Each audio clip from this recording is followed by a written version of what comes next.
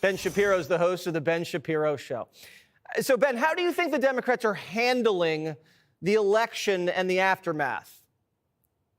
Well, I mean, not well. And when you're boarding up your stores in preparation for what looks like Trump Passover, right? If you put the proper Harris Walls signage on your store, then the God of destruction will not visit upon you. Right. And that's never a particularly good look. And the levels of panic are off the charts. And that speaks where they think this election is already. I mean, they think that this election is already trending in Donald Trump's favor. If they didn't think that, they wouldn't be doing precisely what it is that they are doing right now. It's funny. A lot of the headlines right now are all about how they're preparing for Donald Trump rioters. Really, in Washington, D.C., we're back to the Jussie Smollett story now. All these MAGA-hatted voters in Washington, D.C. burning down stores. The panic is palpable, and it's coming largely from one side. Do you think they're prepared for a Trump victory?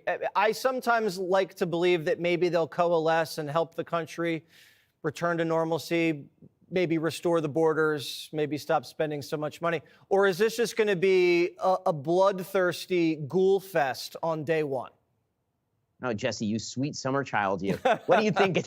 I know Pelosi's going to raid the Capitol with the spear and nunchucks. I get it. But, like, the rest of the country has to say, we put this guy in there for a reason if that happens tomorrow.